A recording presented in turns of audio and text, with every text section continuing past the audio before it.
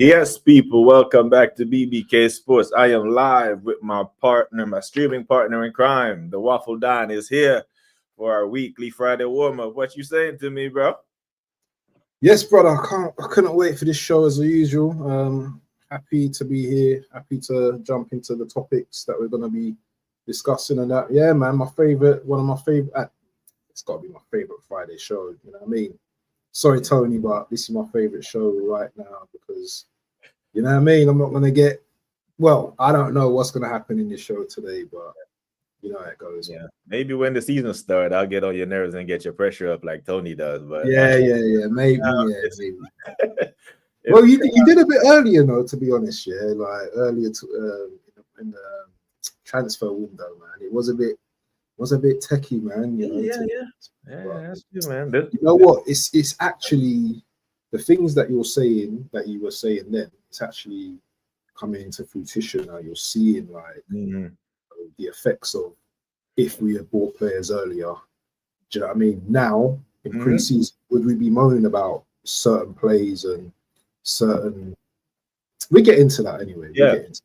Yeah, man. Like, brother, when I see my striker and my winger almost run into one another in the box, it tells me that them man don't know how to play together, innit? But before we get into that, like I called the Daily Waffle this. Did you call it the Daily Waffle this morning, or you called the show something else this morning? I called it something else. I think sells. I just sell. Yeah, sell and get rid of something. Yeah, but either way, I call it my Daily Waffle that I indulge in. And you made some interesting points on there, man. About outgoings, because I actually don't believe that there's a whole bunch of players that we could actually sell for money that wouldn't hurt us. Serious. Yeah, like the Kiviors and I think those are the man. We won't get a whole lot of money for them. The players that we can actually get money for, the Celebres, and that would actually hurt us. I think Martinelli, maybe we could get decent money for him. About well, we're not going to get decent money for Nelson, but I was more thinking about the wage bill, getting players off the wage bill, because as you know, Jesus is on 265, Reece Nelson's on 100. That's 365 already. You've got who else was on? Someone else was on 40, but that's not really too much. But yeah, there's. I don't know why we're taking long with the outgoings as well, because surely Berta should be dealing with both. I would have thought. Yeah. Rather than just buying players. I think we owe Berta more grace with the outgoings than the incoming.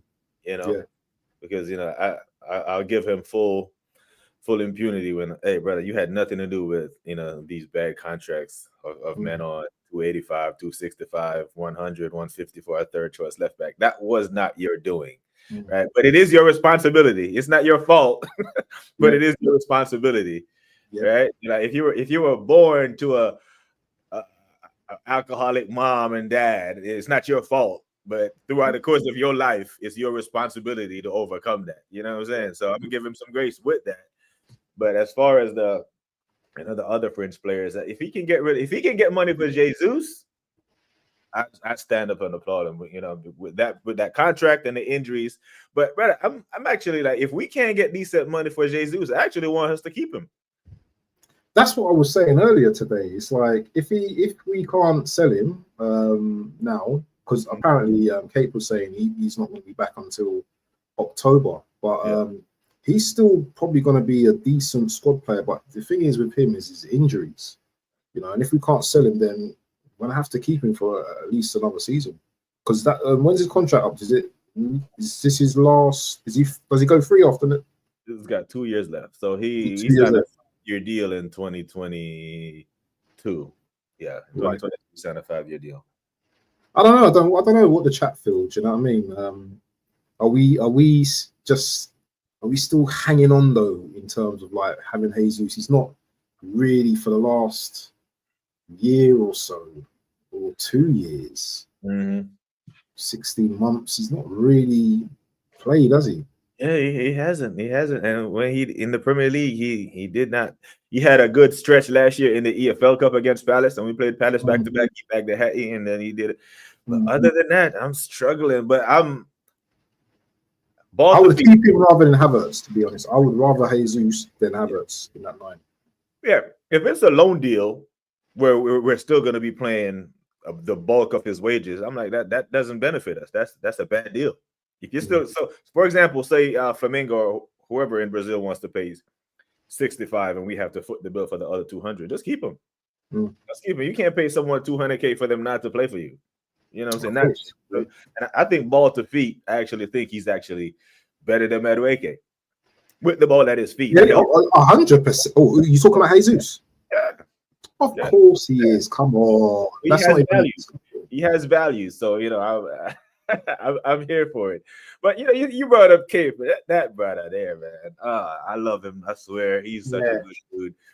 But at minute 32, but I clocked it at minute 32. I was going to put a comment in there because I watched it on a watchback. Yeah. But man said Norgard has been very good this preseason. I'm like, Cave, come on. I had to let him talk, man. I just let him talk. Let him talk. Yeah, and I know it's one of them things where your silence wasn't endorsement. Sometimes it's just you have people come onto your show, they will say stuff you don't agree with, but instead of just redirecting the conversation or just having it go something completely left or just hijack the conversation, you let it go. Right? I understand that your silence wasn't an endorsement of Norgard being very good.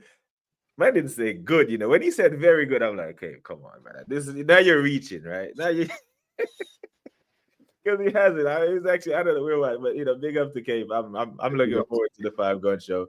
Big up to him every single time. But brother, there's some there's a lot of noise in the spaces right now about you seen the Egal thing, right? On the Dan Potts show yesterday. What, when he said Arteta's a genius? Yeah, when I put that in the chat. Brother, he said a lot. He said a whole lot of stuff. He didn't just say he's a genius. He said the genius part was one of it, but then the other part of it when he was saying Arteta is a top 5 manager in the world. This was Cal, Cal from the Coppish TV, a rival fan, was getting offended that Wenger was being. I was like that. It's like, brother. But when Cal backed him into a corner and said, "Is Arteta a top 5 manager?" And he was like, "I think he's up there, yeah." Now his brain is flickering. He's trying to think, right? And now he asked him about the Premier League as well, doesn't he? Because he said he's like, what did he say? Top 2 in the Premier League or something, or top three. He said after Slot, he's the 3rd best manager, isn't it, in the Premier League? Yeah. And then the conversation took a turn when they said, "Is he better than Emery?" And it was another one. But when he said he's a top 5 manager in world football, I'm like, come on, man. He's paid as such, but I don't know if he is. But the genius thing for me, I don't know. Like a genius just means that you're an intelligent person, isn't it? Like I don't doubt that Arteta is a genius in whatever he can be in. But I'm like a footballing genius. I'm not sure. And if he is a genius, maybe we don't need a genius. Maybe we just need a winner, innit? Exactly. It's interesting as well because, Cape said it takes a genius to know a genius. It also takes a fool to know a fool as well. So I'm not saying, anything, but Arteta was not Arteta. Arsene Wenger was a genius. We know because when he came into the English game, he changed the landscape of football. That's what I see as a genius. He won titles. He got us to the only Champions League final in 2006. And if it weren't for bloody Lehman and that stupid red card, we probably would have won that final. We probably would have won that final. But I know it's all history and all that, if and buts and whens and stuff like that. But you can't compare both managers. You can't compare them. Yeah, the thing is, right, when that by itself, when they say it takes a genius to know a genius, that message in and of itself is kind of condescending. I don't like that tone.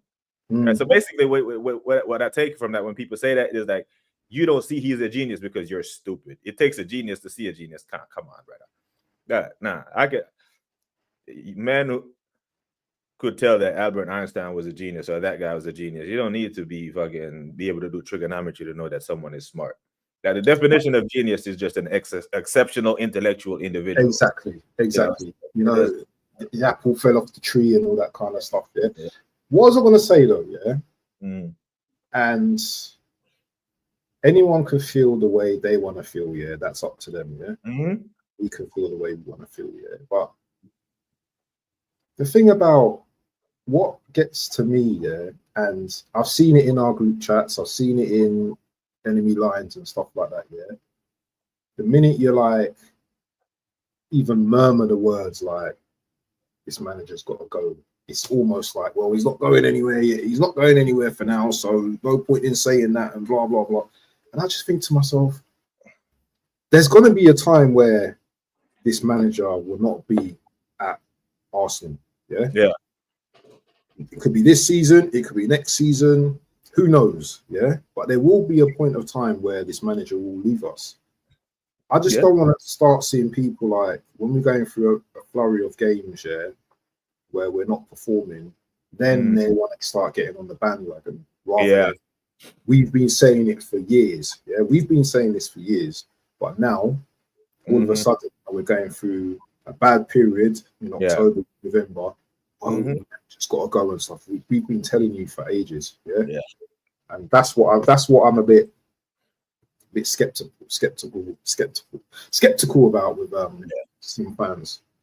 Yeah, I hear it, bro. But first, a big up to Hendo, big up to the assembled, big up to Mr. Battard, big up to all the legends in the chat that's here supporting the channel. Make sure you're all hitting the like button. I see we got quite a few people locked in here. Big up to you people. Thank you for your time. But brother,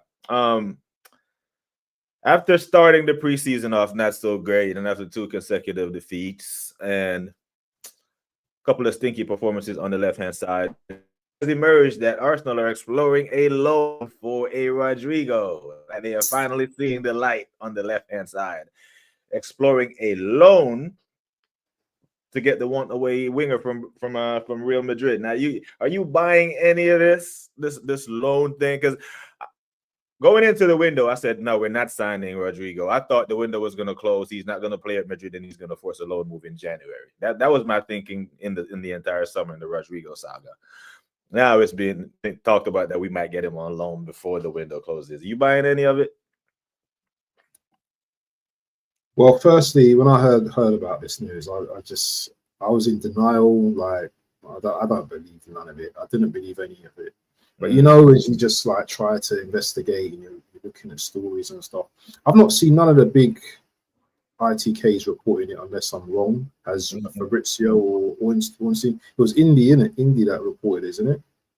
I seen that, and what's it? Hand of football. A few others. I can't see it personally myself, because why would Real Madrid do a loan instead of like a straight sell? But we pay them over, because that's what we would look to do. We'll pay you over like 3-4 years or some ridiculous type of. I don't see what, because the loan's going to be obligation as well, isn't it? I would hope so. I would definitely hope so. It'll be an obligation, but obligation which benefits us if he bangs. If anyone can, innit, Berta can, innit. Just put it that way. If anyone can, but I'm in the Berta camp, people. Sorry if you don't like that, but if anyone can, Berta can. But I don't know. I need to see more of this, because we might see a couple of rumors today, tomorrow, then it goes quiet, and then I just think. But the thing that's really like frustrating me is that we seem to be like going around a few players. I'm hearing Lookman, Eze still, we're going to look to bid for him as well. So it sounds like plan B, plan C, plan A, plan D.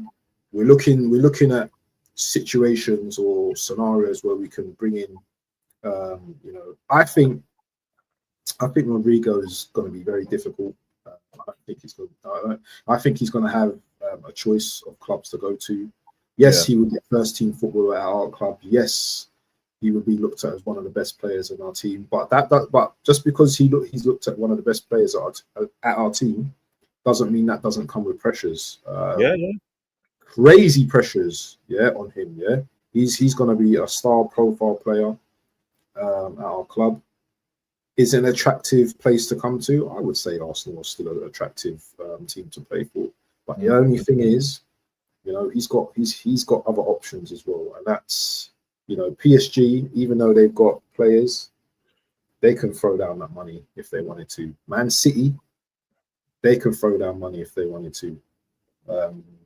Talk of Liverpool as well, even though I don't think they will go for him, but they can do craziness as well. So he's got options, we've got options, and if we're talking about loans and other teams are looking like to put that money and put money on him, I think he's going to choose the other teams first. Yeah, it's he has the pick of the bunch just based on his quality alone. Like, I rate his quality. I just think he's a quality. This is why I want him so bad, man. Because if we can, because then we'll be going to Old Trafford. Waffle down with that I can believe in, that I can get behind and be excited about. 2 top wingers and a top striker, and I'm here for it. But the fact that the preseason performances and the Eze talks have died down, I'm not putting any stock into it, because I think we have a better chance of getting Eze than a Rodrygo. And I don't even, at this point, I'm not even sure how confident I am that we're going to get Eze. Big up Mark Kabongo, said, big up everyone. Do you think if ever start tomorrow, he will also start versus Man United? So the thing with me with this question, is I was looking forward to the Villarreal game to try to get some foresight into who's going to actually start against Man United. But the fact that Havertz was injured, that question still lingers. Because now I don't know if Havertz was fit. Would he start Gyökeres? So now a question's been added to the question, because I don't know if he started Gyökeres because Havertz was injured. You know what I'm saying? So now that cloud that I thought was going to disappear on Wednesday, like, okay, now we have our answer. Havertz is fit. Gyökeres is fit. Gyökeres started. He played 60 minutes. Now we know what direction we're going in. Now I really don't know. I know, because now even if Havertz is injured or not fit for the Athletic Club game, I still don't know. I don't know. Maybe he's using that as a tactic to not show his hand or whatever the case may be. But I would like some clarity. I would like to know if Arteta plays a strong team tomorrow and Gyökeres bags a hat trick, there's no way he's not starting against Man United. That would be the most perfect start for him to just bag a hat trick. Even Hooks was embarrassed that brother made some wild claim. So Hooks turned his camera off for a second. He was like, "What?" But you know what? Big up to Egal, because you know what, he's been sending redirects my way. So I don't want to really kind of like, cuss him out. He's always gonna do that. Like, Egal knows that he knows what he's doing, isn't it? Like, of course. So watch him make a TikTok today or tomorrow saying, "Look how I rattled, I got the internet. Look how I did." Like, he knows what he's doing, bro. Man is a full-blown troll. He knows what he's doing. So the fact that he has all the big channels talking about him, in his YouTube spaces, no publicity is bad publicity. So he knows what he's doing. But sorry, back to the point though. If Gyökeres bags tomorrow, has a very good game, I think the pressure will be on him. Pressure will be on Arteta, because it doesn't matter about Havertz. Yeah? We've got a number 9 now. We bought a number 9. You have to utilize him. Bringing in Havertz, this will be the ultimate disrespect, I think. If Gyökeres bags a hat trick or scores a couple of goals, even 2 goals or whatever, and he's impressive tomorrow, he has to start. Because if he starts Havertz, then this is the start of the end for him. This will be the start of the end for this manager. Because how are you going to have a proper number 9 and not utilize him? And the only way you're going to play well or better as a team is with a number 9. I don't feel Havertz is I don't know, man. I just.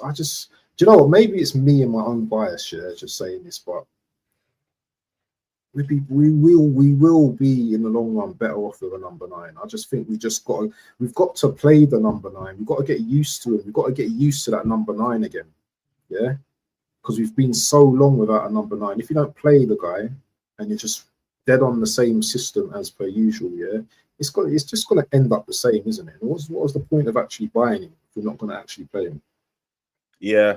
Big up to Caps in the building. Man. Big up to Caps. Big up to Social Joins. Big up Social Joins, man. Big up to Yeah. Big up Social Joins. Yeah. So, what do you make of his performance? Do you think the reaction to his performance on Wednesday was a little bit over the top by rivals and some of our own? Because I don't think he was that bad, you know. I watched it without the emotion afterwards, and I don't think he was that bad. I like his movement. I like his aggression. I think he has good feet. I've never seen a striker being put on the front of newspapers over a preseason game. Yeah, you know what? Yeah, the rivals will do anything to bash us about this striker, isn't it? I felt to myself that he's quite a big dude. Do you know what I mean? Some of the things he done well. He done a lot of the things well, but I think the service to him was a bit rubbish as well. But I think in time, you know, he's going to prove his worth. The haters, the rivals, the haters, they're always going to be judging him game by game, because you know what? We give it out to other fans as well, yeah, about Hoyland and 007 and all this kind of stuff, and players are crap and all that, yeah. So they're gonna give it out to us as well. So we just got to you know what, take it, and when he does score, hold that. You can hold that now, because if our baller bangs against United, yeah, and your Sesko doesn't, I'm going to be coming for them, Man United, man. Even Saeed and them, man. Yeah, I'm coming for all of you, man. Yeah. I hear it, bro. I think it's a pipe dream. I don't think we get Rodrygo, fellas. But as far as the performances, I think the glaring hole on the left-hand side was just made bigger now, especially with the Trossard injury. And I think that's where this rumor is even starting to come from. Like, Arsenal must upgrade their left wing, and it can't be just Madueke, because he is not a left winger. Because we're seeing stories today of Chelsea. I think Fabrizio gave the here we go for Garnacho to Chelsea. You know, so if Madueke, if Chelsea are letting you go and then they're going to sign Garnacho, tells me what they think of you, or tells me your level. Because, like, is that a mid off? Is one better than the other? Garnacho, Madueke, like, and the thing is, they've got Gittins as well, isn't it? Right, they got 48 players. Chelsea got 48 players on their books, bro.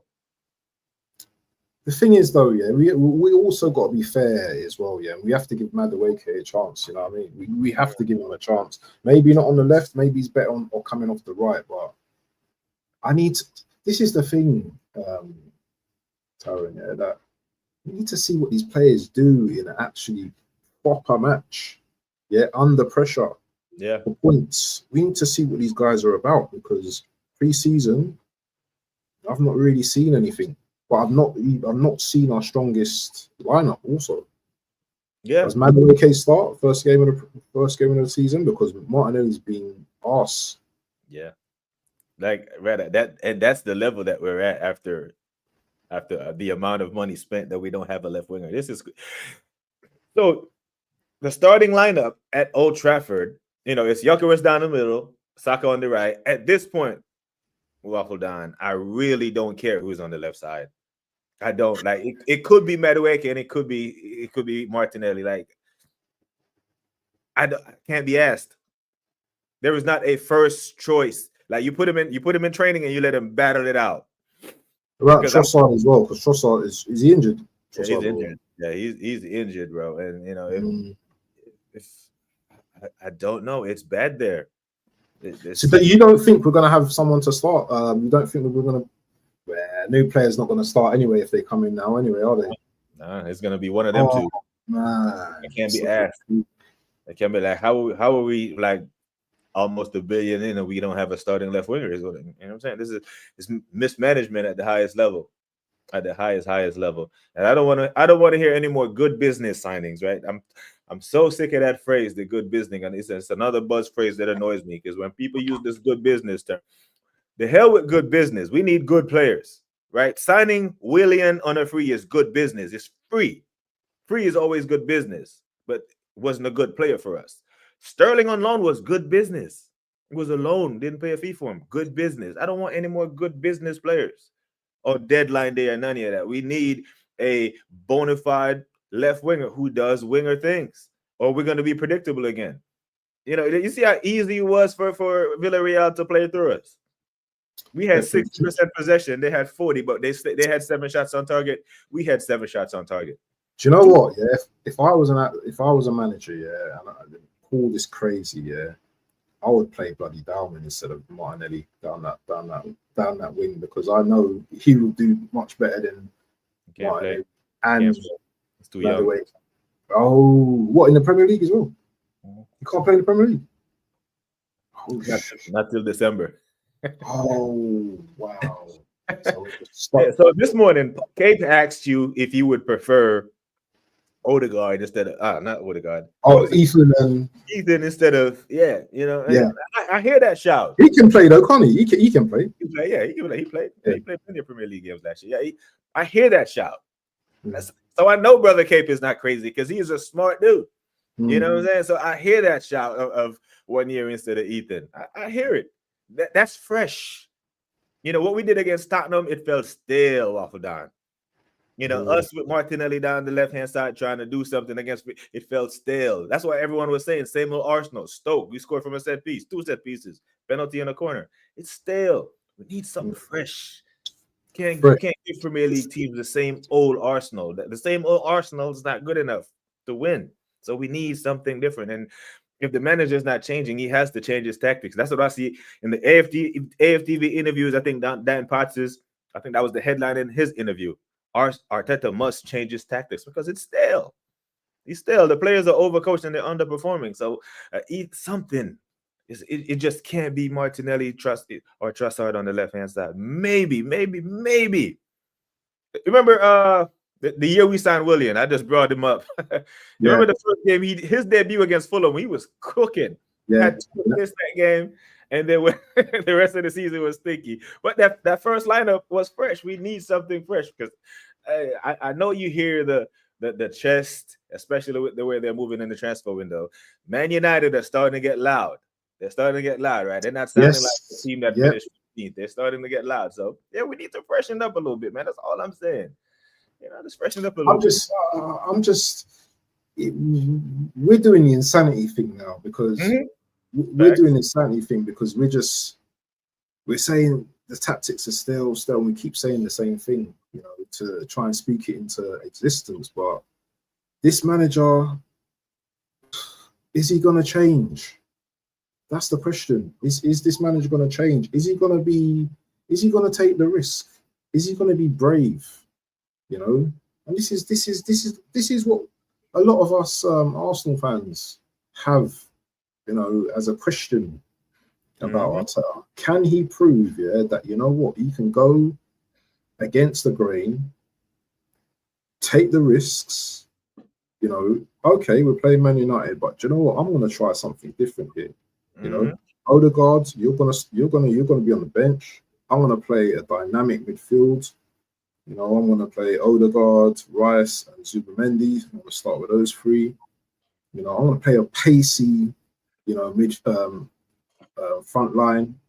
Maybe Madueke to start. Gyökeres, Saka, and obviously the defense speaks for itself. Are we gonna go for that, or are we just gonna revert back to Havertz?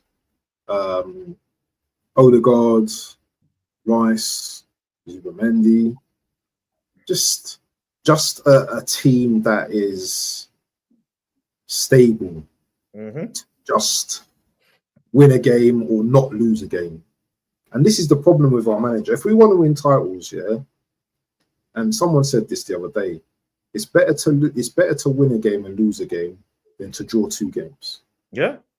And I'm sick of it. I'm sick of like that's facts. Not wanting to lose. Let's just risk it. Let's just put everything out on the pitch. Let's just go for it.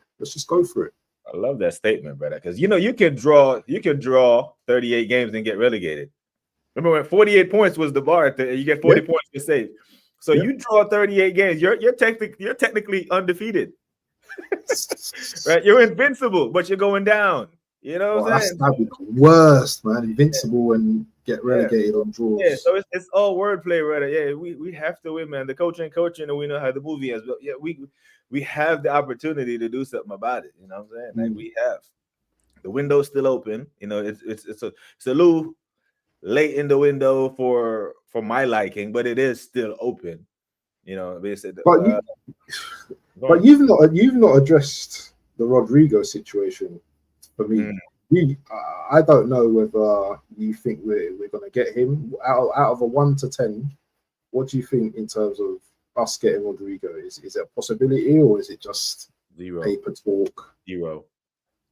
Zero. Yeah, I'm at a 1 for Eze. 1. Wow. Yeah, I'm at a 1 for Eze. I don't think we get any more players. I think we're just going to be announcing re-signings now. Like Ethan re-signed today. Saliba is going to re-sign. They're going to strategically release this information to calm the fan base down. Well, at least Saliba's staying. At least Ethan is staying. And then outgoing sales maybe. But I don't think we get any more players. And it worries me, right? It worries me so badly because ACL injury. So we talk about Madison doing the ACL. Now Tottenham may be in for number 10, right? Or Eze. We see Levi Cowell does his ACL yesterday. Right now, that's other teams, and it still can affect us because they can go pick up players that we want. But I don't want us. Let me knock on some wood. Other teams picking up ACL. What if Odegaard picks up ACL? It can't happen. See, no one is thinking of this. You know what I'm saying? So it's not like Eze would be a luxury signing for us. We need him. We need him. He could start with Odegaard, and we need him in case Odegaard gets injured, because then we're not depending on Ethan to play Champions League and Premier League games. So I'm very worried. Like I want that part to be of the discussion. Like, what if Odegaard gets injured, a major injury, and he's out for the season, like a Madison, like a Cowell? How do we react to that? I don't want to hear internal solution. Max Diamond can't play until December. Then it's down to Ethan, isn't it? It's down to Ethan and Marino. That's who it will be. We're down to. So speaking of Marino, so in a preseason game, this early in the season, when our main marquee signing goes off, that's our striker.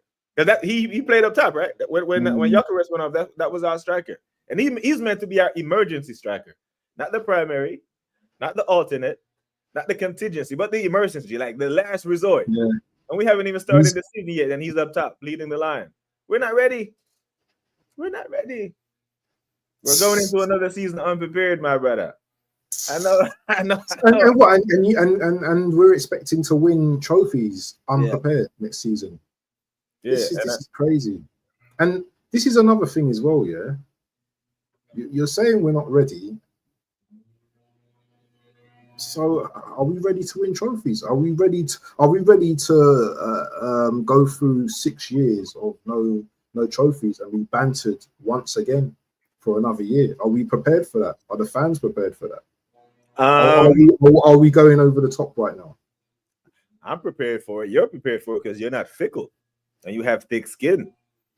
I'm not sure the majority of the fan base isn't, because the majority of the fan base is optimistic and happy that we're actually going to do something. And I think we can do something. But over the course of a 38-game season, all things being equal, I think we're short. But that's not how it goes, isn't it? Like there's fixture congestion, there's injuries, there are bad refereeing decisions. We're going to get injuries. Yeah. Opportunities will present themselves to us to capitalize. Will we be there to capitalize? Because the opportunity did present itself last year. Man City did fall off like most people predicted they would after winning 4 in a row. So the opportunity did present itself, but the only team that was prepared to take advantage of the opportunity was Liverpool. It wasn't us.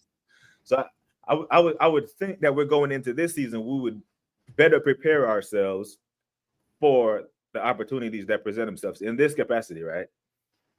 Say we sign Gyökeres and Eze first. I think the chances of us landing a Rodrygo would be higher. Because the people in the Rodrygo camp, if they look at Arsenal and they see you sign Gyökeres and they see you sign Eze, they're like, wait a minute, Arsenal is serious. But when they see you sign a Norgard and they see you sign a Kepa first, and Gyökeres is the only true addition to your starting 11, they look at you like, maybe not. So when someone tells me that the order of you get the players doesn't matter, I disagree. I do believe it does matter. The way the dominoes fall does matter. When you make marquee signings and people know you are serious, because players aren't locked in on Arsenal. Players want to go play at other clubs. Like the situation that played out for Sesko, that was an opportunity that presented itself. Because if Isak was still at Newcastle, maybe the dominoes fall enough. If Isak didn't create a story at Newcastle, maybe the dominoes fall a different way for Sesko. Yeah. You know, maybe he goes somewhere else. So it's the order of how we conduct our business does matter. Madueke should have been our deadline day signing. Right? Like, do you think Arsenal has 32 million to cough up right now? If a player, if we find like a player that we like right now, say Rafael Leao has a $32 million release clause and it's breaking news. You think Arsenal has $32 million they could afford? Of course they have.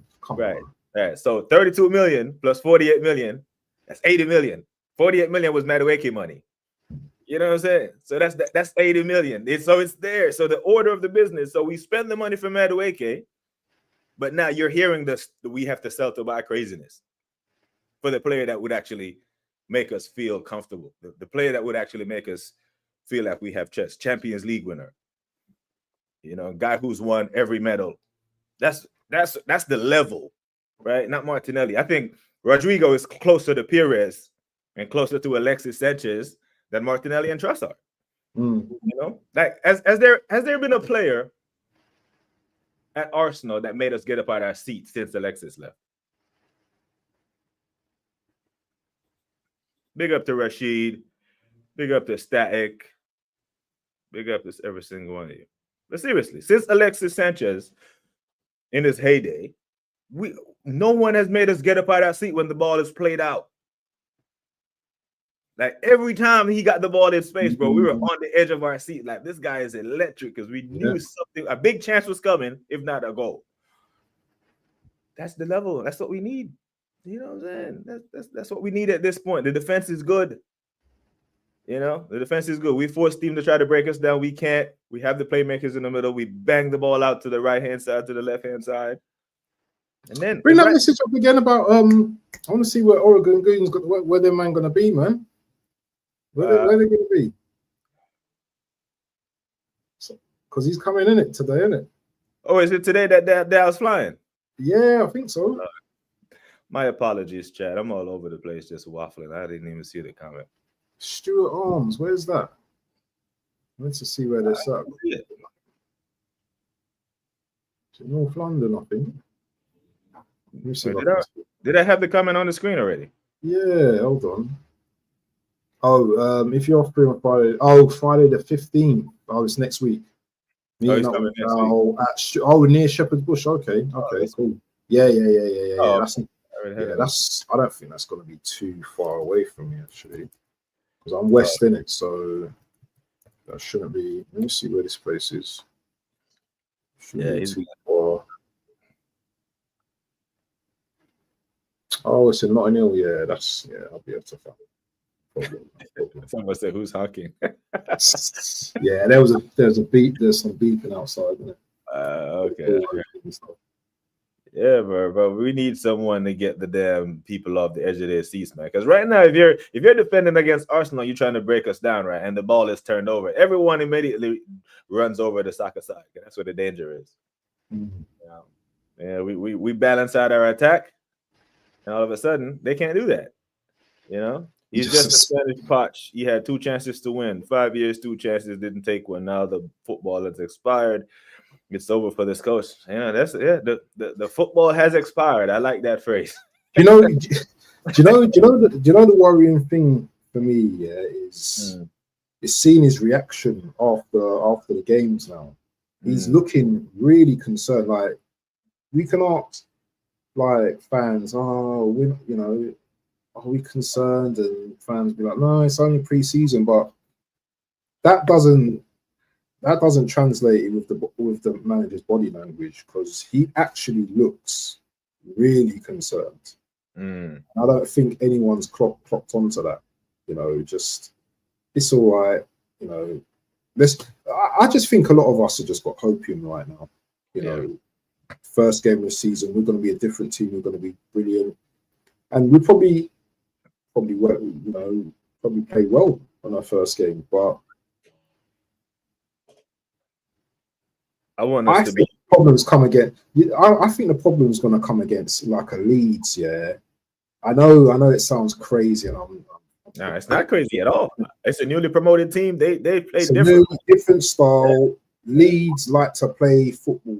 Yeah, they'll probably give us more problems than Man United. In all honesty, I think, because with Man United, our defense is pretty good.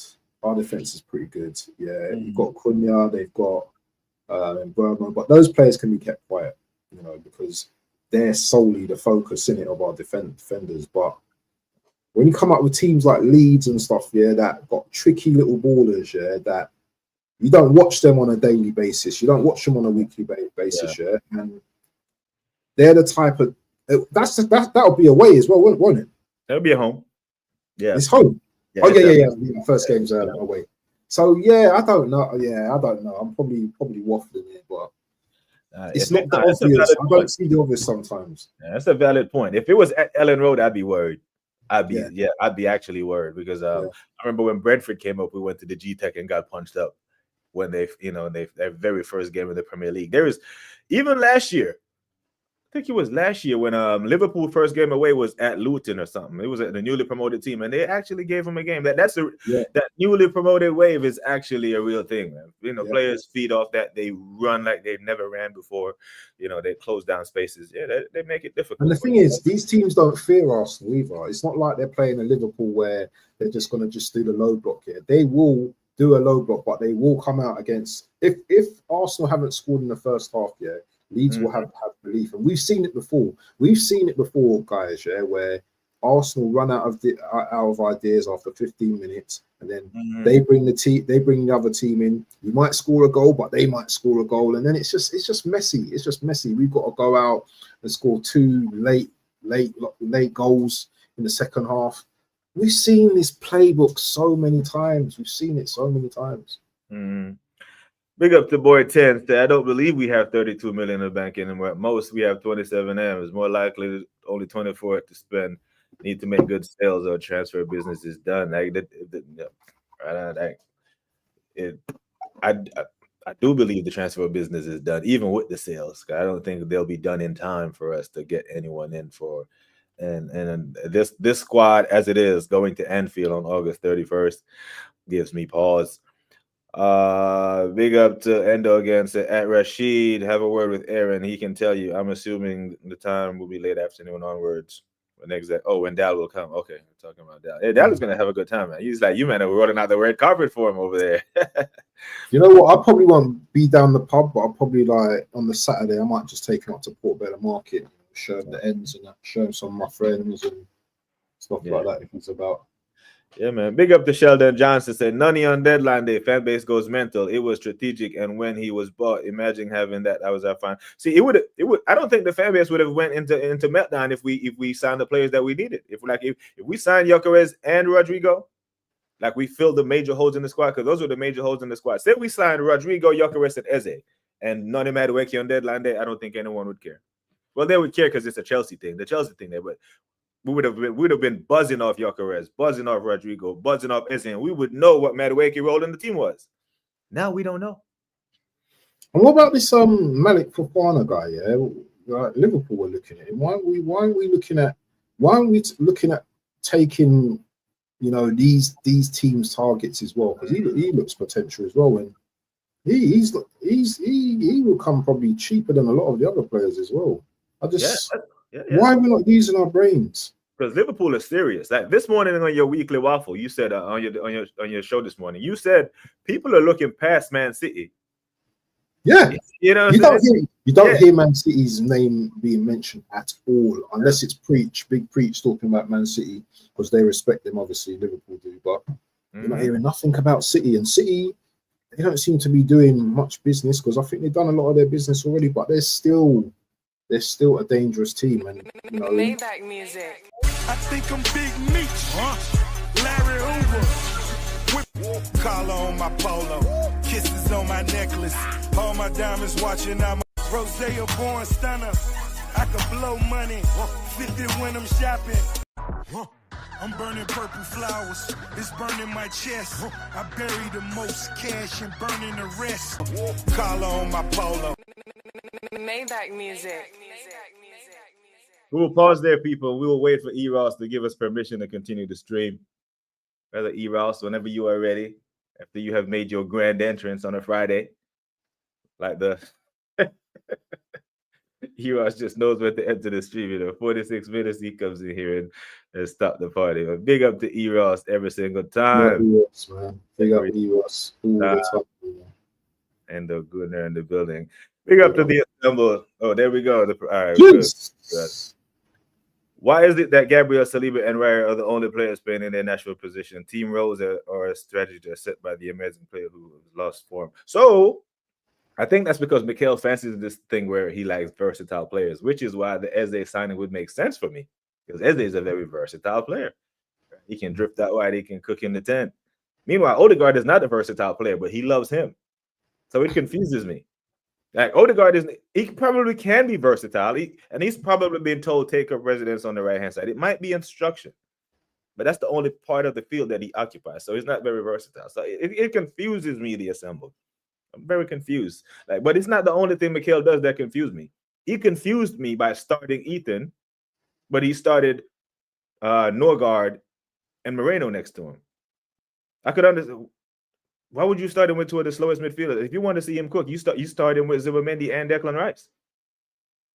Do you know what? Sorry. I just wanted to because you got me kind of hyped about the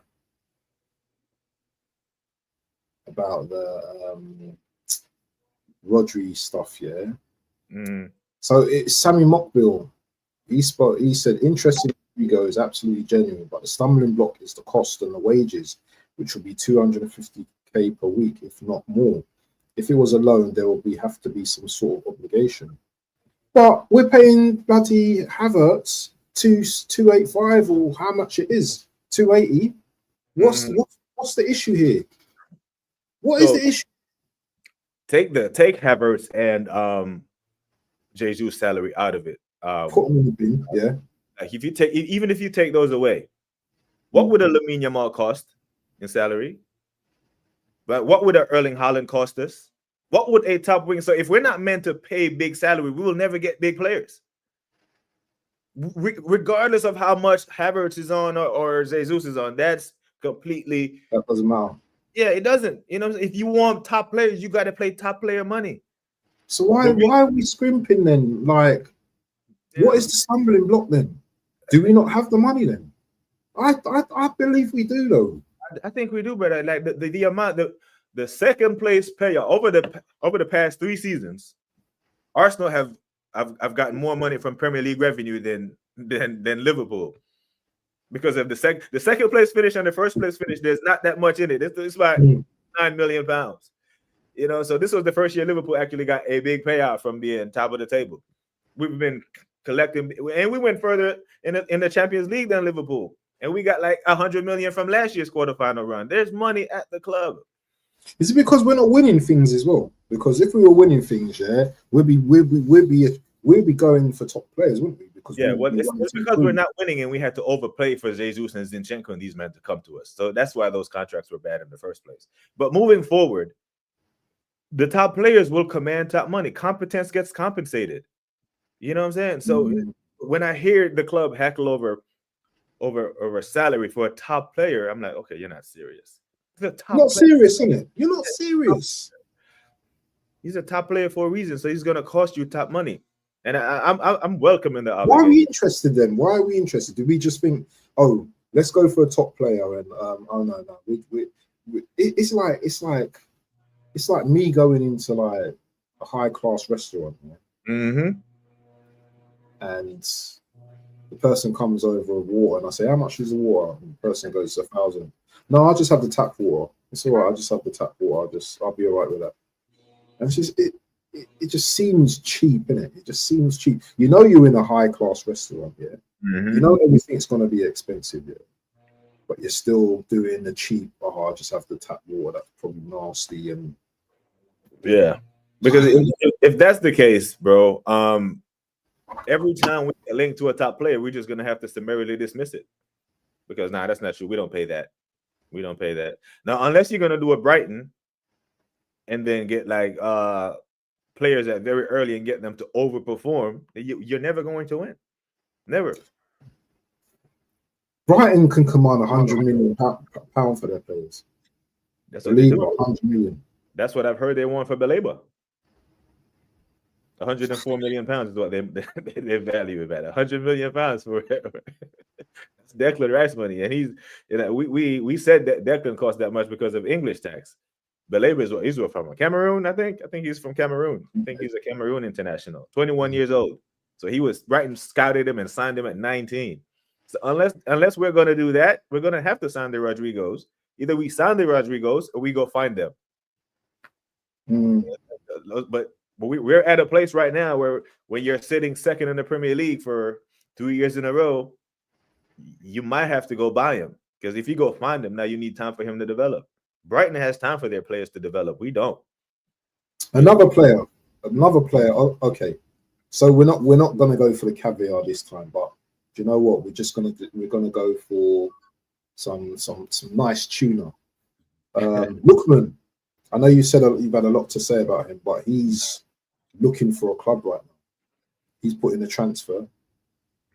What would you take Lookman if we can get a cheapish type of deal, like fish and chips deal? Robert Pires levels. I'm sticking to that. I know I sound delusional. I know I sound crazy. It's not delusional. You know what I'm saying? But that's the level. When I used to watch that guy, he was, like I said, he wasn't blessed with pace. He was so elegant with the ball at his feet, man. I think he was one of the most unsung heroes of our invincibles. You know, I know TT and Robert Pires and Sanchez. That's the level of winger that I want at my club. I think Lookman is a good player, decent player, but he's not up the level. I think Rodrygo is closer to that. You know, because he's done it at Real Madrid, which is the highest level of football. You know, and it's not like he's being cast out of Real Madrid because he's not good enough. He's being cast out of Real Madrid because you got Vinicius and Mbappe who likes to drift there, and these guys are superstars. You know, and there might be politics at play there, because if you're Rodrygo, if you're Xabi Alonso, if you're Carlo and Florentino Perez, these two guys will play. These guys, the box office, these guys are getting us new fans around the world daily. They will play.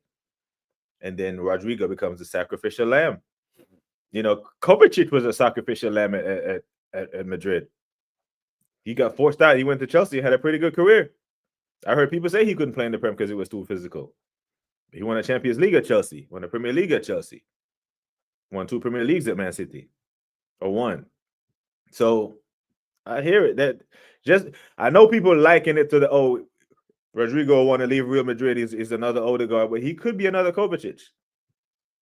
You know, Ozil was forced out of there. It was class. It wasn't because of his quality why he left.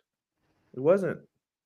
You know, because Ozil on one of his worst days is still better than Odegaard.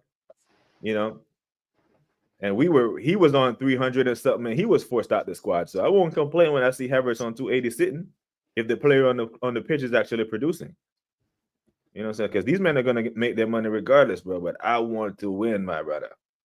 And I think Rodrygo give us a better chance to win than Lookman. But it's not a slight at Lookman. It's really not. But I just get me someone off the level of a Robert Pires or for Alexis Sanchez, and I'm comfortable with our front line. We finally got a striker. Saka is going to do Saka things. I just want us to up the thing is, though, BBK, sorry, bro. Sorry, brother. Yeah? But is Saka gonna have a great season like next season, because from what we've seen so far, it's going to take him some time to get into the mix, and I don't think that. Well, I'm hoping he stays injury free, but I don't know. I don't know about Saka next season, man. I know people come for me, man. You come for me, but Saka for me, I love Saka, yeah, but we spoke about this about levels going on to the world class levels, yeah. Mm-hmm. We need to see this, man. I know he's been injured and stuff, yeah, but if I'm more excited about Diamond, you know what I mean, coming on as a Southern player, yeah, and I'm not seeing anything from Saka, yeah, how is this guy gonna go from here to the world class? Because you said you know world class when you see it. Mm-hmm. You know world class when you see it. When are we gonna start talking about Saka being world class? When we see it, he's not there yet. He's close. He close. But what? So does he have to be 28, 29 to be world class? He's close, but and that's the thing. He may never be it. Like, he may never be world class. Because here's the thing. I actually was thinking about this. Remember the day we were in here going back and forth on whether or not McAllister was world class or was he? Yeah. Okay, so like for the people who were in here, and I was saying, I think Mr. Batter was in here, and I wasn't saying that McAllister isn't a good player, but in that position, I'm looking at a world class player in that position is Zidane. Right now, McAllister is a very good player, but no one can convince me he sits at a table with Zidane. Kaka as well. Right. So he don't sit at the table with them, and he's a very good player. So even if I say that Saka will never be world class, that's not me saying he won't improve or he won't be good. I'm just not saying he won't be Zidane.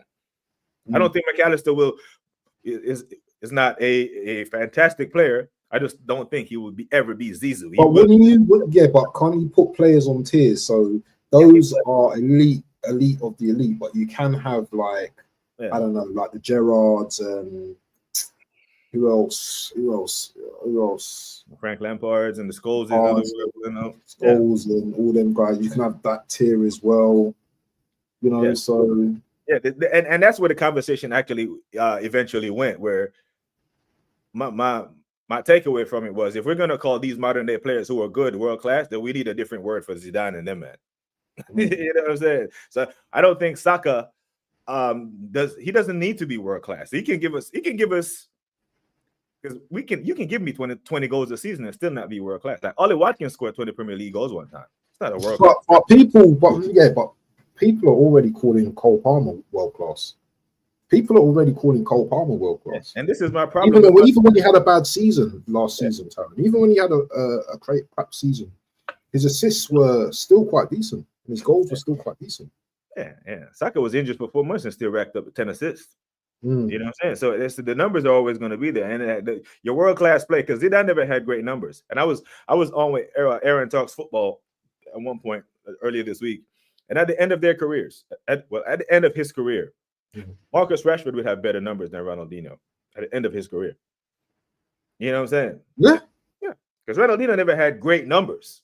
You know what I'm saying? He never had great. But come on, man. Who you gonna say? In 20 years from now, if you just looked at the numbers and you blacked out the names, and you just look, you'll be like, wow, look at this Rashford guy was great, and this Ronaldinho, you know what I'm saying? So it's more. The kids will be doing that though, isn't it? The kids will be saying, "Oh, Rashford, look at his numbers and stuff like that." What you got to say about Nwaneri, who's someone that could potentially he's signed a long-term contract with Arsenal as well.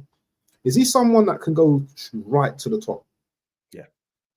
Yep, he has it. He has all of it. I just think he needs to be properly managed so he can develop properly. And do you think this manager can develop this? Because everything. I know your answers. I know your answers. I ask you, but I know your answers most times because he comes from the Pep tree where they don't like. Remember, one of the first things Pep did when he got to Barcelona was get rid of Ronaldinho, who we just talked about. He got rid of Zlatan. The flair players. He doesn't like that. Leroy Sané had some flair. He's got Turkey now, though. He's got Turkey. Remember Jack Grealish at Villa. Yeah. Look at Jack Grealish Villa. Man was enjoying his football, but he wasn't winning. But because he won some trophies, Yeah. Brother, he looks like a shell of himself now, man. Being linked with Everton. Everton, you know. He doesn't look, he's not enjoying his football. So Pep does that. Every player that ever, even Foden was techie and flary. He was the PFA player of the year. Had one of the worst seasons afterwards. You know what I'm saying? So I know we're probably going away from certain things, but I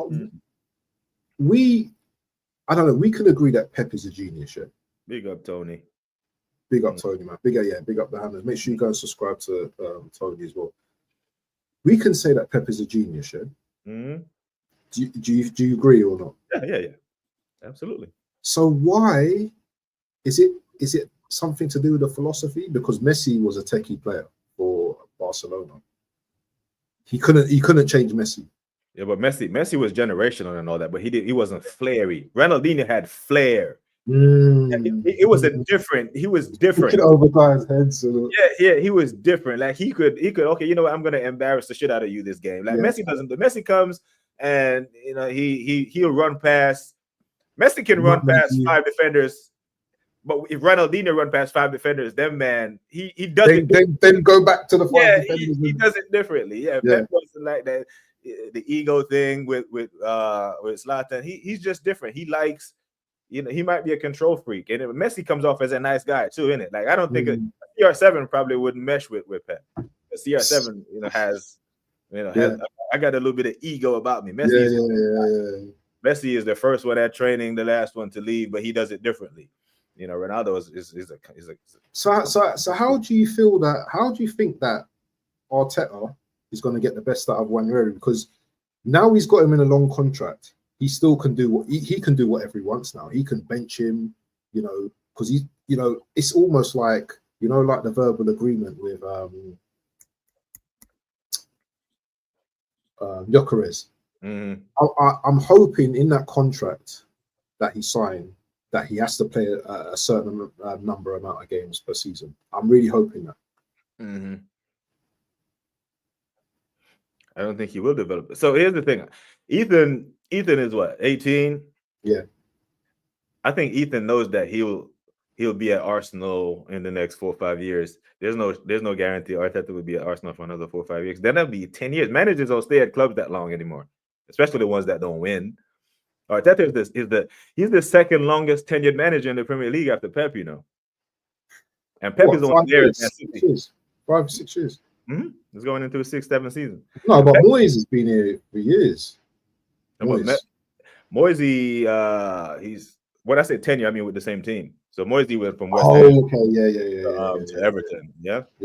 But I don't think anyone is going to bank on Arteta being at Arsenal for another 10 years. So even if he's here for another 5 years, Ethan will still only be 23. You know. So I think Ethan's camp. We'd have probably sold Ethan by then if Arteta's we're gonna be winning things or Arteta's gonna be gone. Either way, I'm happy with. Like Arsenal winning is more important to me than Ethan's development. You know, it is. So, and I think, you know, they'll coexist. I think he'll develop more as we start to win. Big up to Wyoming. Big up Wyoming. Yes, same mistake with Ozil, put him on silly money, so he didn't even need to try. So that's the thing. I don't want to say I'm okay with. I was okay with it, but when your highest paid player was Ozil versus Havertz, levels, you know, because Ozil had the quality to justify. When Ozil wanted to play, he was unplayable, man. He was unplayable. Yeah, we used to be under pressure sometimes when that guy got the ball, bro. And one bad touch or one bad turn, and we'd be in deep shit. And he would just make a perfect touch. The whole Emirates would just go, ooh. Some of the passing he used to do, though, man. Yeah. And like this comment from Hendo, like, how can Havertz be paid 2K? Right, he was put on that offer us. He was put on that before he kicked a ball coming after the team was coming off a title charge in 2023. If you were going to make anyone the highest paid player, it should have been Saka or Gabriel or someone who was in the team who led that first title charge. But you just went and got him in from Chelsea and put him on ridiculous money. Now he's unsellable and he's not performing. You know what I'm saying? Saka's going to be wanting more than that. Saka's going to be wanting more than that. Yeah. It ain't about money always. Not sure or which winger. opportunity weighing up options. We're never scared of wages. This is Arsenal. Come on. So, Sheldon, I hope you are right about Eze or Rodrygo. In an ideal world, like a big club we're moving, we should get both. We have a need for both, Eze and Rodrygo. But if it seems like we're being forced to choose, and we don't have a big squad. Like I said earlier, bro, Chelsea got 47 players on their books. I don't think we have 30, and we're in the same kind of competitions as them. We live in a world now where Liverpool are stocked up to the nines with their team. Man City is stocked up as well, yeah. And we're going into the season like this, thinking that we can beat them to the title. Are we deluded? Are we in delusions right now? Does Arteta think he can get these guys? I think as a manager. I think as a manager, you have to look at it. I think you just have to look at Liverpool as two games that you have to get the better of them than they do of you, right? So if you look at Liverpool, you should, from a manager standpoint, you look at Liverpool, you should be looking at, okay, if I take 6 points from them, that's my responsibility. I can't control what they do against City. I can't control what they do against United. My job is to take 6 points from you because we're playing for 114 points each. If I take 6 from you, I've done my job. So that's how he has to look at Liverpool. That's how he has to look at City and Chelsea. I'm including Chelsea in it. I'm going to respect the people who win. Yeah. So from a managerial standpoint, that's what he has to look at. He can't be looking at everybody else and the other ones, the contenders. When they come to the Emirates, 3 points. When you go to Anfield, you go to the, that's what he has to believe. You can't go to Etihad thinking you're drawing. That hasn't worked for you. You have to start winning. You as the manager, the hell what the fans think, you have to let these guys believe that they can win.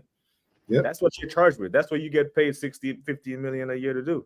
And the thing is, yeah, I've already seen us already saying, not me and you per se, but yeah, Liverpool, maybe I'll take a draw. I've heard the likes of Dan Potts and, yeah, maybe it's reality, but really and truly, yeah, if we want to beat the best, we should be going to the Anfield and beating them. We should be going to Anfield to beat them. We could have beaten them that day when they took the foot off the brakes that time, foot off the pedal, and we didn't. Yeah, and I think Martinelli had a good chance to win it. I think or something. He did.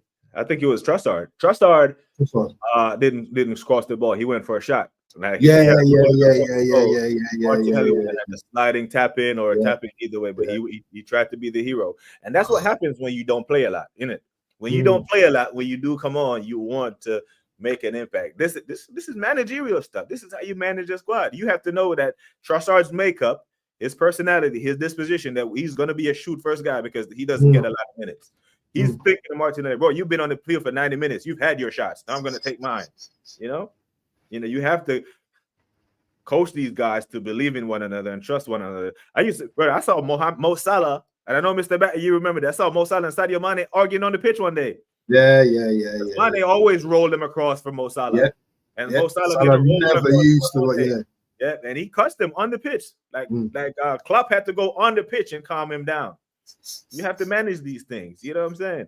Big up, Mr. Batter. You know what, Mr. Batter? Matter of fact, thank you, sir. I didn't even know you had become a member of the channel, my bro. So big up, Mr. My apologies. You are a legend. You are forever immortalized on BBK Sports. Arsenal transfers in and lack of decent sales, plus the wage bill being out of control are the issue. The highest issue. That's the fact. So the thing is, right, when we were challenging for titles, when I talk about Robert Perez and we were going back and forth with Man United, the Premier League title, like Wenger went to Old Trafford every year knowing that if he won there, he'd win the league. Like the winner of that fixture, if you won away, you would win the league because we would beat everybody else. That's the level that we need to get to beat, because this year we're competing with not 1, but 2, maybe even 3. Because if Chelsea start hot, they have winning mentality now. They won 2 trophies, so they might, actually believe. Go on. I'm hearing Newcastle are our latest rivals now as well. I'm hearing Newcastle are our rivals as well. They want to finish above us as well. Newcastle got aspirations, but to finish above us. Are they really doing this again, man? They don't learn, do they? Are they starting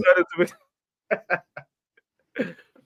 That man spent the latter part of the season. Hey, we're coming for that second, brother. Have it second. I don't want it. Do you want second? No, yeah, no.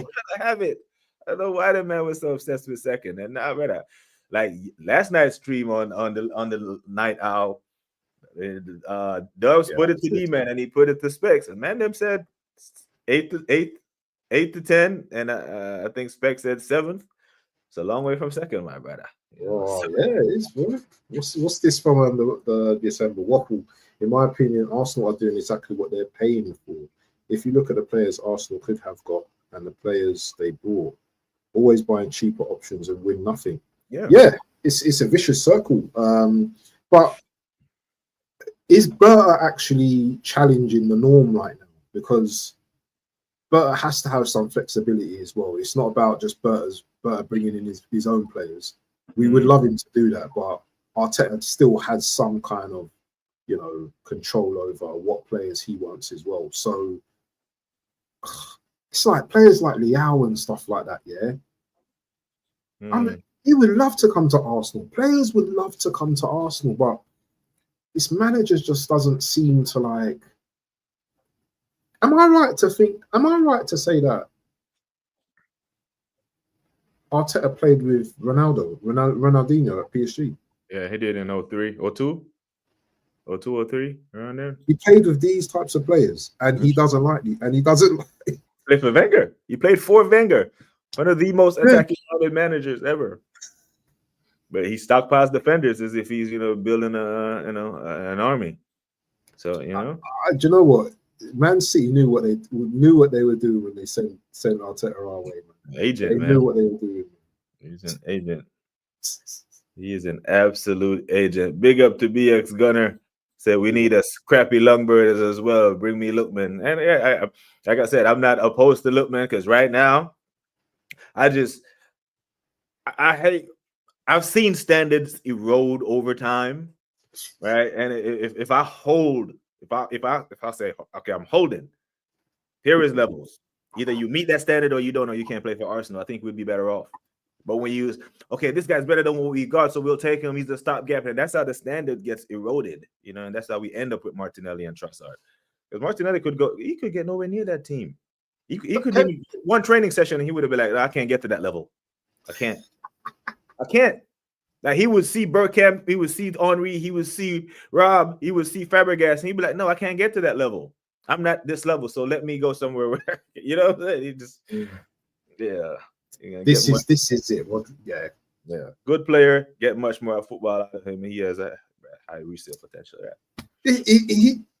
Listen, is this not the perfect player to buy now? Because we know we can sell him on in 2 years or so, and we're still going to retain a lot of money as well. Why are we not thinking like this? Yes. That one, yeah. Yes. Flary as they come, a real Brazilian. You know what I'm saying? So we got leave it to Arteta to go get the Brazilian that doesn't do Brazilian things. Because even Jesus got some Brazilian in him. Brazil will step over. When Jesus sent Dallo to the shop, so we beat Martinelli ain't doing that. He might have been blocked. Dallo might have blocked it by sliding. You know what I'm saying? Even Jesus has some flair and some step overs in him. So can Martinelli get better, or is this it? Is this all we're gonna get? I think that's it for him. His habits are just he has bad habits. A footballer, brother. I used to have to run laps when coach saw me dribble the ball with my head down. He said, "Hey, go over there by the cones, and then don't. If you knock every cone I knocked over was a lap.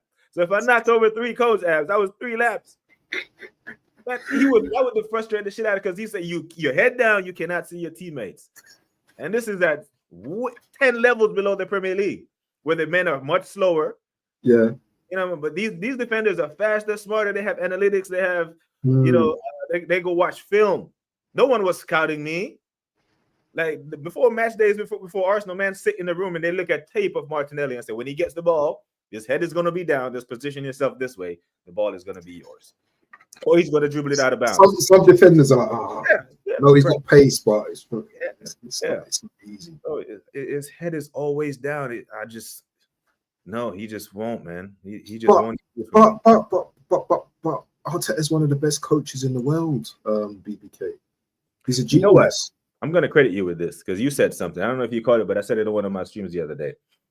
I don't know if you remember saying this, because you make a lot of takes on YouTube. You got 1,000 videos, so you said a lot of stuff. But I don't know if you remember this, but you've said this, and I've heard it.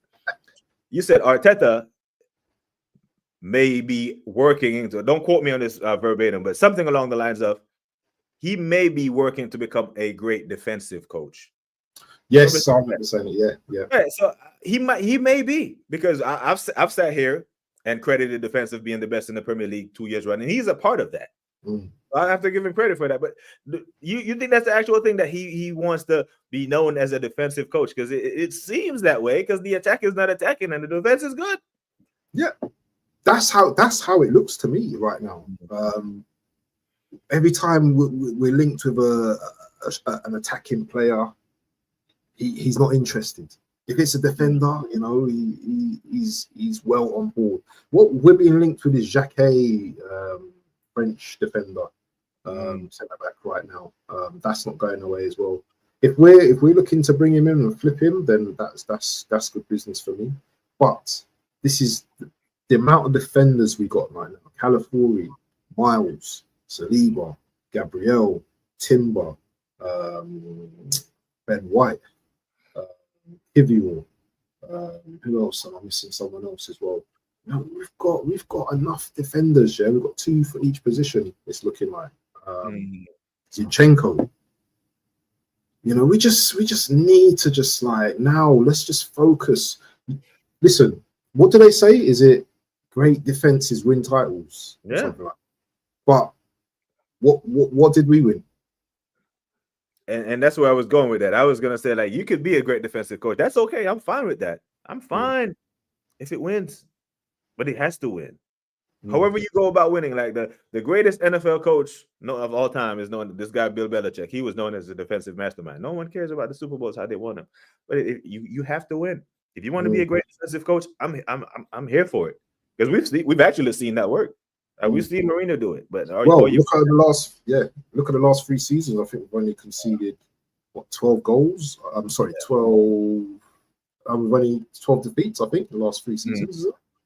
Yeah. I remember this. You don't get a standing ovation from your most hated rival. Not they're nothing saying. Yeah, so that's the Ronaldinho level, when man put a prime Sergio Ramos on his ass. Yeah, I'm gonna let you go through the comments, man, because you got a few to get through, man. Yeah, you got it. Big up to the chat. Big up to E-Ross. You have to let Messi do it. You have to, man. He does have to.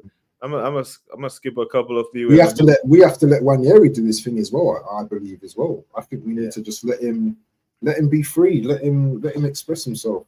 If he loses the ball, big up to Leo MUFC. Said Eze would be better than Rodrygo for Arsenal. Not gonna lie, Leo. Honestly, believe we have a dire need for both, my bro. Because like I said, if Odegaard does his ACL, we are proper effed.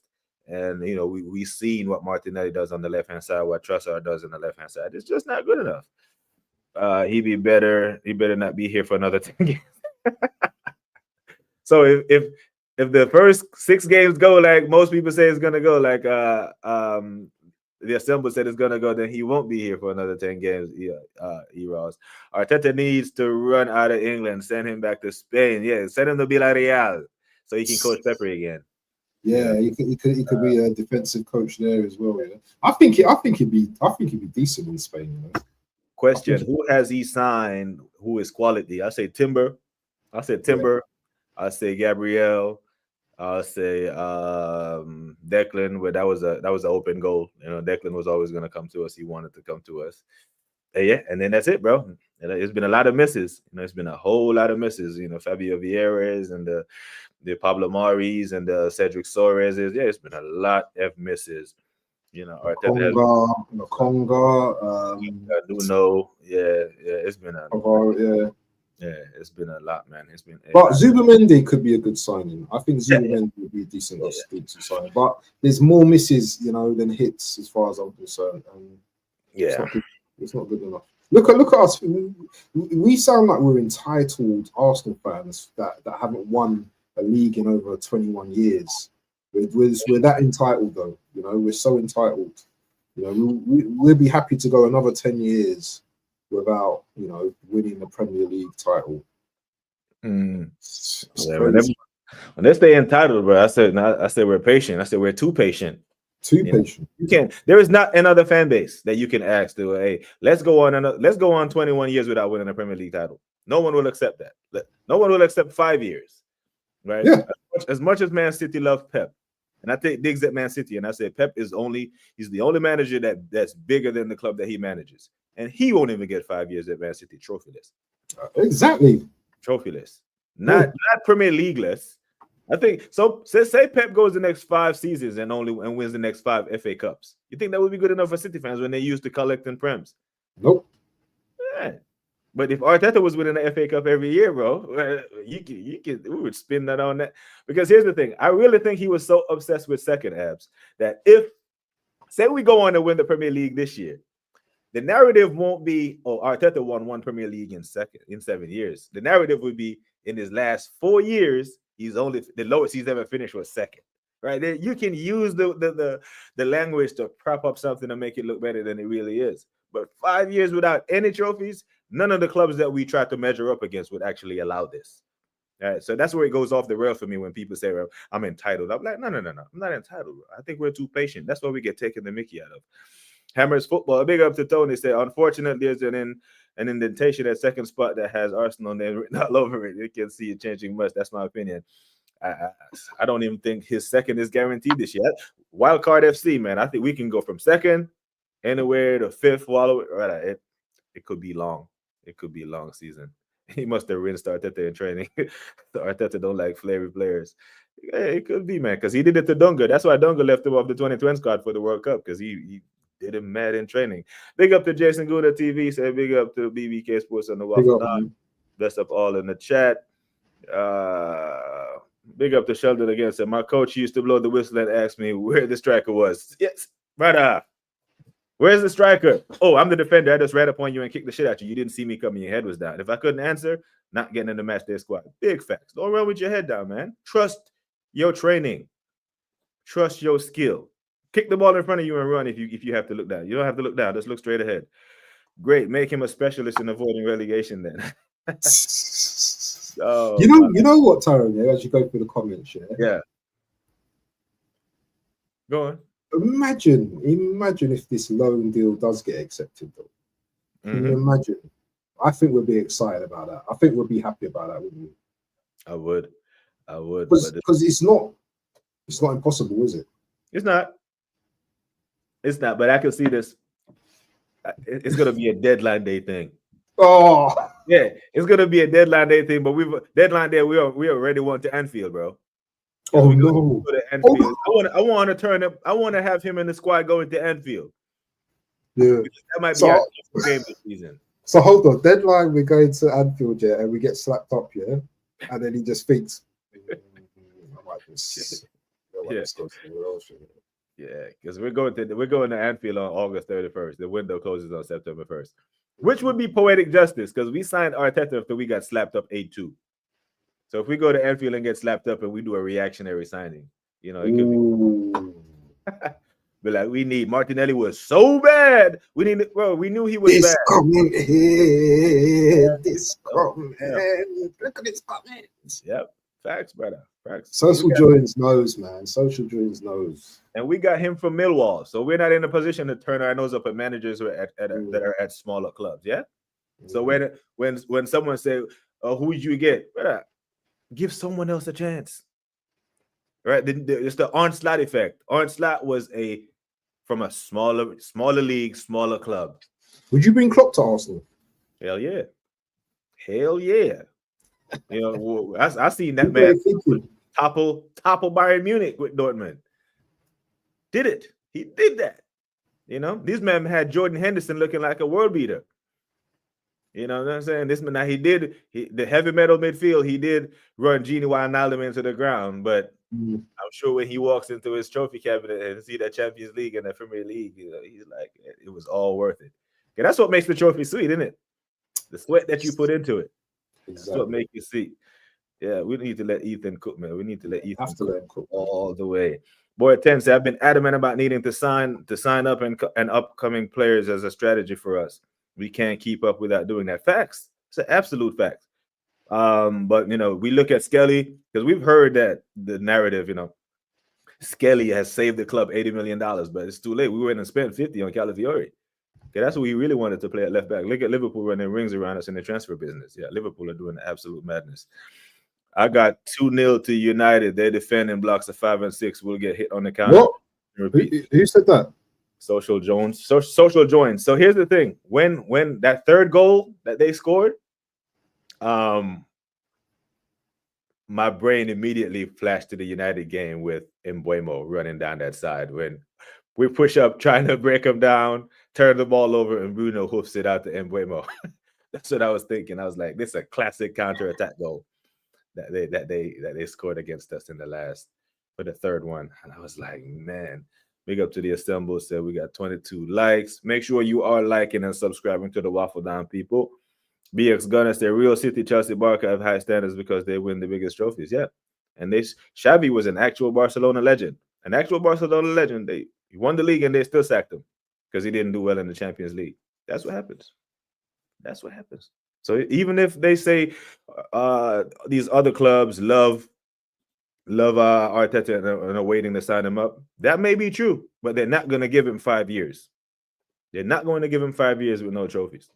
He has to be winning majors year in, year out, or at least getting to finals. But then they'll sack him. And even if he's getting to finals, if he gets to 2 consecutive finals and losing both, sacked. We just saw Inzaghi got entered to a final, but because they got embarrassed in the final, sacked. Yeah, to go in it. Yep. Just a quick one, yeah. I think Trossard might be set to leave as well. What's your thoughts on that? Yeah, earlier on in the transfer window, I was pretty much saying one of them will leave, and I think it would have been Trossard. I think he wants to play minutes so he can play for Belgium this next World Cup. Yeah. That's a good point as well. Yeah, I think he knows this is his last shot. He's 30, 31-ish. He's around there, 29, 30. Yeah, he knows, because Belgium has a shot. Belgium could be a dark horse in this World Cup. So, do you think we can get like I don't know, 20 mil for him at least? Or yeah, I think Fenerbahce can give us 20 to 25 million euros. That's about 18 million pounds ish. Yeah, we didn't pay that much for him, did it? So I could see it happening. Actually, I could. I could see it happening. Go on. I've done a poll in my chat, and like 75% don't think that we'll get Rodrygo over the line. Yeah, it's the fact that we took forever to get the Jokovic deal done. Still no movement on the Eze deal. And I think that the Rodrygo deal would be more difficult to do than all of those. Because Real Madrid don't have to sell. They are Real Madrid, So, but Bertha do Bertha things, isn't it? I'm sure he has worked with before. United could very well beat us. Think we'll be lucky to get a draw unless the team looks so different when Zuberman, York, and Saka starts Rice on the field at the same time. So, boy, 10. I want to start that review show with. Woo! Didn't see that coming. That United. That's what I want to start that show with. I want to start the stream. I want to do all that. But then, man, the thing is, though. The thing is, though, as well, the players have to take responsibility as well, because you have to be hungry, yeah. Whether you're Arteta in, Arteta out, yeah, the players have to show some hunger as well. You can't just be like, when those players cross the line, they are representing Arsenal. They're representing the badge. Yeah, they need to show some pride in their play on the pitch as well, because sometimes it comes down to them as players as well. Because we all know that a lot of our players are very good players. Yeah, it's that I don't think I just don't think they have the belief. Yeah, they need to. He has to maybe, and that's what I said when if the manager voice goes stale, so goes the belief. Because if he's telling them one thing, if he's telling them the same thing he's telling them in 22, 23, it didn't work. 23, 24 didn't work. Last year didn't work. I hear the injuries excuse, but I try to debunk the injuries as much as possible, right? Because when you play when you have a system of play as a club, as a philosophy, as a club, as an organization, the standards of the organization are kept. For example, I remember when Graham Potter went to Chelsea, he took his entire backroom staff with him. Over the years, I've seen Brighton lose Their starting goalkeeper to Chelsea, whether people rate him or not, he was their starting goalkeeper, Roberto Sanchez. They've lost Ben White to us. They lost Big Dan Burn to Newcastle. They lost Yves Bissouma. They've lost Trossard, Caicedo, McAllister. They've lost all those players when Brighton still play the same way, same brand of football. Meanwhile, when Odegaard goes out or Saka goes out, we look like a completely different team. That's coaching. We have to do better. We have to do better. Boy G says, is the manager not supposed to give the players belief? There's two things can be right at the same time, yeah? Do you know what I'm saying? Yeah. When I do my job, yeah, my manager, there's a psychological contract in it. My manager believes that I can do a job, but I also am confident I can do a job, and I'm left alone to do my job. You know what I'm saying? Everything can't be micromanaged. You know what I'm saying? Yeah, the players have the quality, they have the ability. Yeah. So yes, two things are right. The players should have belief from the manager, but the players should also believe in their own abilities as well. Yeah, that's how you got to this level. Exactly. You know? So you got to this level. You have to trust. Yeah, big up to Sweet Cherry. Hope you are well, baby girl. Hope all is well on your side of the world. Dr. Seymour Butt said players hold some responsibility, but it all comes back down to the manager. His tactics, his directions, and their lack of his belief. Yeah, because if the manager puts out his tactics and be like, Martinelli, I don't want you to cross the halfway line, then you can't get mad at him if he doesn't attack. Or if you be like, hey Saliba, I want you to play up high and set the offside trap. And if they don't chase him, the manager sets him up to do that. That's what he's gonna do.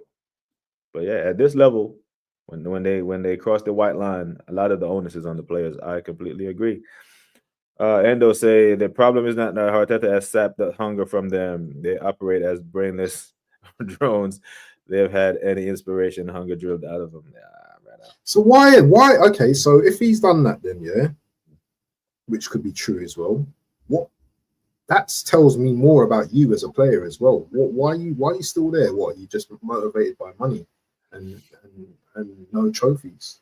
So yeah, I hear it. So like in my line of work, brother Waffle Down, I have lived in places that I didn't want to live because the unit that I was a part of, the organization, was great, right? Even when I lived in Germany, the unit was shit. Didn't want to be in that unit, but the being in Germany, the access that he gave me to Europe was fantastic. So some of these footballers might be footballers work, and they might love London.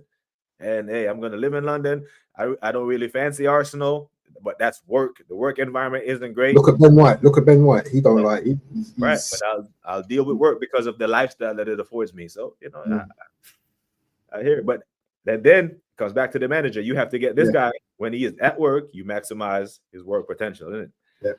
Yeah. Glorious weather here in the UK. Not too hot. Is that not too hot? It's nice. Man, it's 26, bro. It's not too hot. It's nice today. Like good weather to me.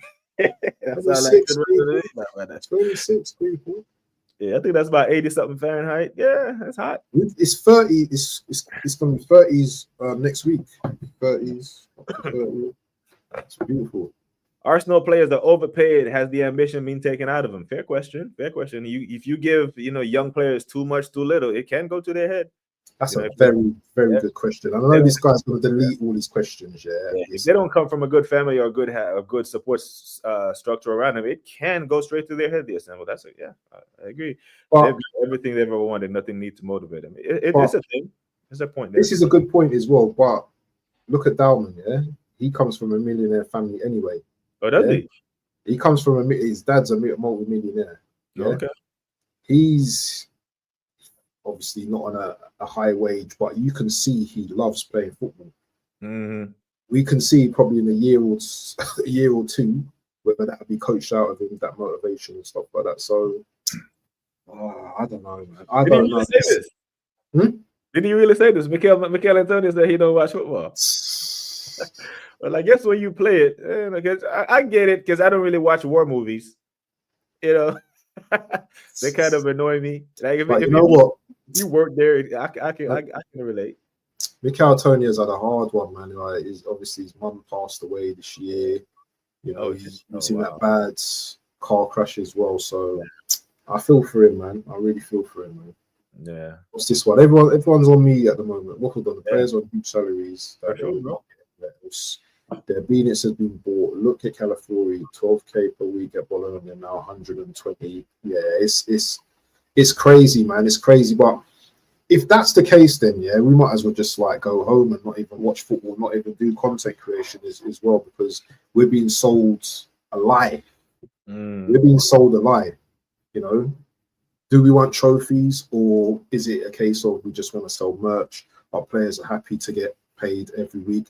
I don't think Declan Rice is like that. I don't think he's that type of player. I don't think Yoker has come just for the money. I think he wants to make Arsenal great again. I believe Saka doesn't get kicked around constantly, yeah, just to like, you know, get paid loads of money. There are players that actually do care, the likes of Gabriel, you know, the Timbers.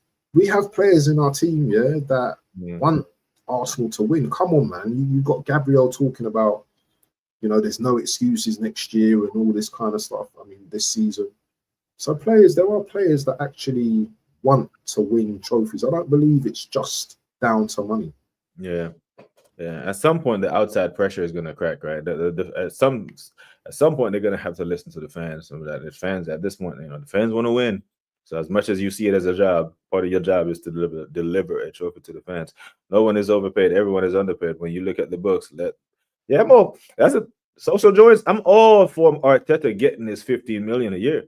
I'm asking that you deliver as one of the top managers, because the managers you get paid compared to actually win and deliver.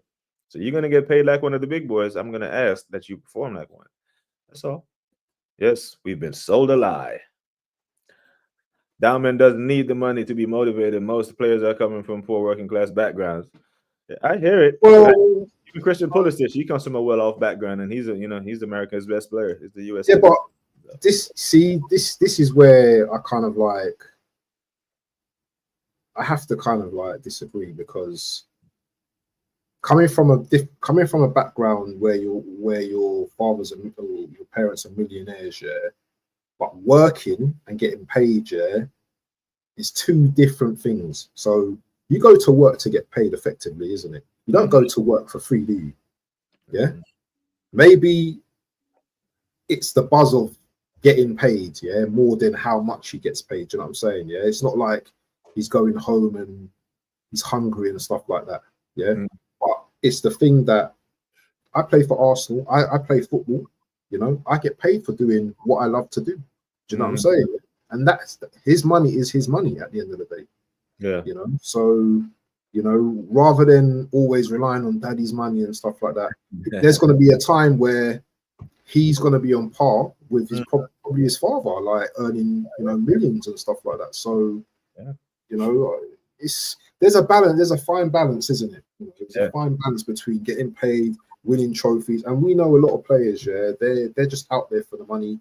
You know, they're comfortable, but we also know, yeah, but that when they're in the change rooms, when they're in international duty, and they're talking to their other players that they've won this, they've won that, you know, with a trophy parade, you know, and stuff like that. Spurs are winning this.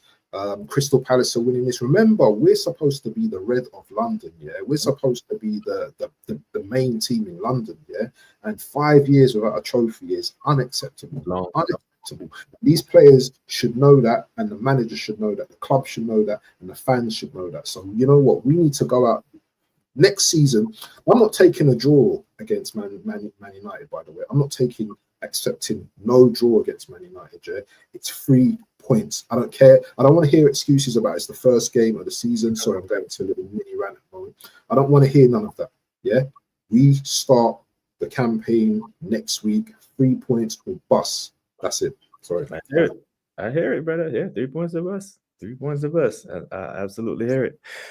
What you got coming up, bro? Let the people know what you got coming up for the rest of the day, the rest of the week, so on and so forth. 7:30 tonight. I've got my boy Tony Claw Gunner. I know he's been watching, yeah, under the cover, watching these shows. Yeah, he's not been commenting, but he's watching me. He's watching me. He's probably clipping me as well. I've said this. I've said that. Catch me at 7:30. Angry Gooners. I'm not going to be angry, but Tony might rattle me. He rattled me last week, unfortunately. So he might find some kind of way to rattle me. But I'm gonna ask him about Kepa. But he's probably going to try and counteract. Well, Rare wasn't that good. Rare was 2 goals anyway. So you know what? 7:30 tonight. Saturday we've got a watch along at 5 o'clock. Join me if you want. It's up to you, but I know you're a busy man on Saturday, so it's cool. Maybe a daily transfer if there's anything on. Sunday, hopefully we've got 5 guns at 6 p.m. Big show, big panel show, hopefully on Sunday. Make sure you guys are there with my boy BBK and Co as well. So yeah, pretty busy weekend for me. Make sure you slap up the likes. Make sure you guys, slap up the likes on BBK's channel. If you haven't subscribed to BBK Sports, make sure you do that now, people. And yeah. Big up to the Istanbuls. 25 likes. Yes, people. Big up for the likes. 20 is usually my daily. Tony be loud, man. And I mean, BK, I'm like, Tony, answer the fucking question. Tony, stop. When I went back to watch the video, it looked like I was getting cooked, and I realized I wasn't being heard. I'm like, oh, Tony. Oh, man. He's got. I think that's a new tactic, isn't it? The mic, turn up the mic loud. Like, Tony, do you see my lips moving? That means you stop talking. I'm hosting. Like, oh man. Yeah, but big up, yes, people. Yes, 5 guns this Sunday. Make sure you check us out for that. So thank you to everyone in the community, everyone who's watching. I did hit the 1,600 subs, and I did promise a giveaway. So we'll be doing the giveaway on Monday or Tuesday next week. Probably Monday if I'm still on 1,600, because I know some man will be subbing and unsubbing and all that. So if I'm still on 1,600, Monday we'll be doing the giveaway. It'll be $100. Now, however it works out in your currency, that's how it works out. But it's $100 US. I don't know. I know it ain't much. Yes. But you can get some lunch. You can take your missus out for a lunch date, whatever it is. I'm just giving back to the community for helping me out get to this. That's brilliant, man. Big up to every single one of you who tuned in today. Big up to the Dr. Seymour Bus. I'm gonna text you, my bro. See if we can link up tomorrow. See what your schedule. Does he do shows on that, Dr. Seymour? Yeah. Seymour does, yeah. Yeah, he does. Nice. Big up to Seymour Butts, man. Journeyman. Proctologist. I've been saying proctologist. I've been getting it wrong the whole time. I just stop it with Seymour Butts now. Yeah, it's a mouthful. But big up to every single one of you. Make sure you tune in next week, people, for more daily waffle, transfer news, and more day football digest with BBK Sports, people. Like I always say, take care of yourselves and each other. Until next time, we are out.